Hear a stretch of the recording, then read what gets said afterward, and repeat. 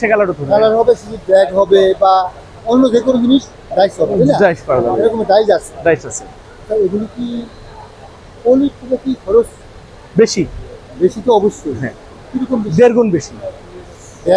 মূল বিষয়টা হচ্ছে এটার মানে দানা যেটা, হ্যাঁ, এই যে এলডিপির দানা, এইচডিপির দানা, আই ডোন্ট নো মানে অ্যাকচুয়াল প্রাইসটা। ধরেন যে ওটা যদি 200 টাকা যদি হয়, এটা হবে 300 টাকা।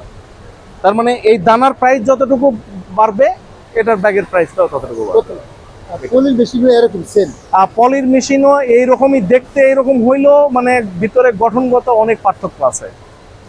এগুলি আপনার পুরো সেট কিরকম প্রাইস পড়ে? স্যার আমি বলি যে পুরো সেটের মধ্যে আমরা কিন্তু এখানে প্রিন্টিং মেশিন শো করি নাই, বাট আপনি যখন এই ব্যাগটা মার্কেটে নেবেন, সামহাও আপনার কোম্পানির নাম দেন বা যাকে বিক্রি করবেন তার নাম দিতে হবে। প্রিন্টিং মেশিন নিয়ে আসি নাই। তো এটা ধরেন যে হাই স্পিড মেশিন বা মানে অনেক ভালো মেশিন, এটার দাম অনেক বেশি। বাট আপনি যদি ছোট আকারে শুরু করতে চান, তাহলে আমরা একটা ইকোনমিক প্যাকেজ ডিজাইন করেছি, যেখানে 4টা মেশিন মিলে থাকবে। এখানে তো 2টা মেশিন, ওটা প্রিন্টিংও থাকবে, ব্লোয়িং থাকবে, কাটিং থাকবে, পাঞ্চিং থাকবে, এই 4টা মেশিন। ওই 4 সেমি অটো বলা যায়, এটা তো ফুল অটো।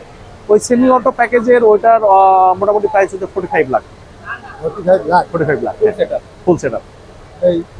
এটার জন্য যে জায়গা, টেকনিক্যাল লোক আমরা অ্যাভেলেবেল আছি। জি জি, জায়গা কতটুকু লাগে? জায়গা আমাদের এখানে ধরেন যে এটা 500 স্কোয়ার ফিট।